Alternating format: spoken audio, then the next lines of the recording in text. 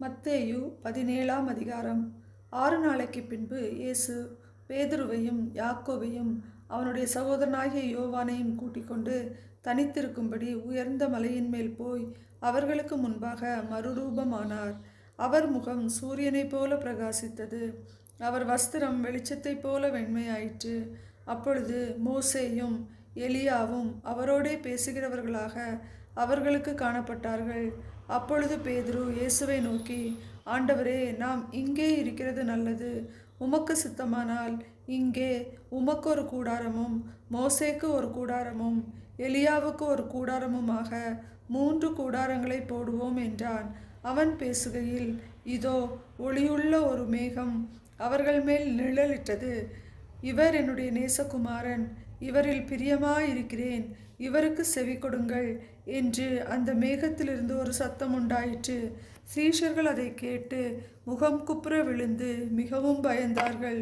அப்பொழுது இயேசு வந்து அவர்களை தொட்டு, எழுந்திருங்கள், பயப்படாதேயுங்கள் என்றார். அவர்கள் தங்கள் கண்களை ஏறெடுத்து பார்க்கையில் இயேசுவை தவிர வேறொருவரையும் காணவில்லை.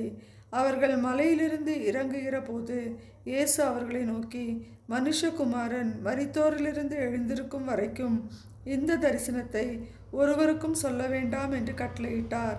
அப்பொழுது அவருடைய சீஷர்கள் அவரை நோக்கி, அப்படியானால் எலியா முந்தி வரவேண்டும் என்று வேதபாரகர் சொல்லுகிறார்களே, அது எப்படி என்று கேட்டார்கள்.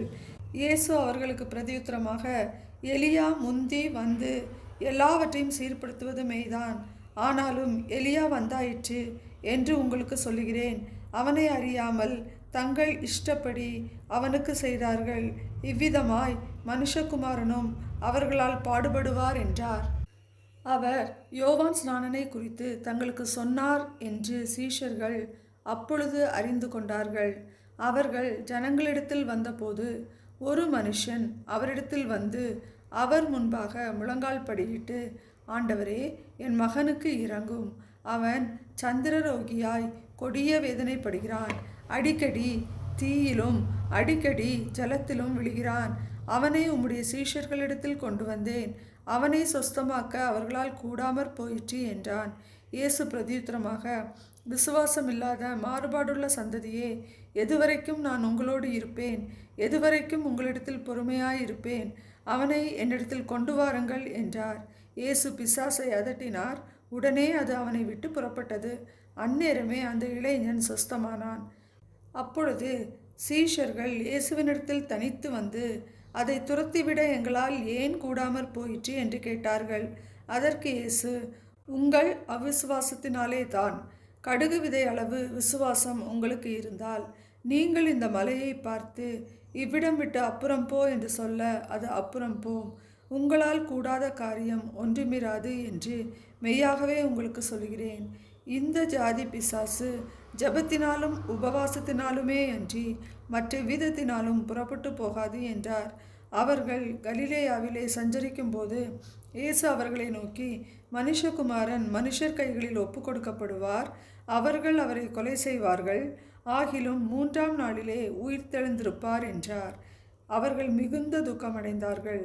அவர்கள் கப்பர்நகூமில் வந்தபோது வரிப்பணம் வாங்குகிறவர்கள் பேதுருவினிடத்தில் வந்து, உங்கள் போதகர் வரிப்பணம் செலுத்துகிறதில்லையா என்று கேட்டார்கள்.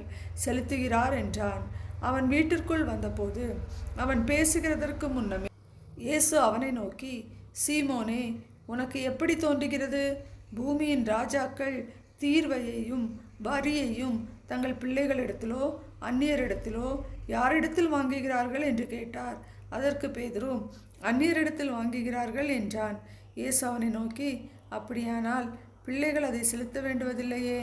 ஆகிலும் நாம் அவர்களுக்கு இடரலாயிராதபடிக்கு நீ கடலுக்கு போய் தூண்டில் போட்டு முதலாவது அகப்படுகிற மீனை பிடித்து அதன் வாயை திறந்து பார். ஒரு வெள்ளி பணத்தை காண்பாய். அதை எடுத்து எனக்காகவும் உனக்காகவும் அவர்களிடத்தில் கொடு என்றார்.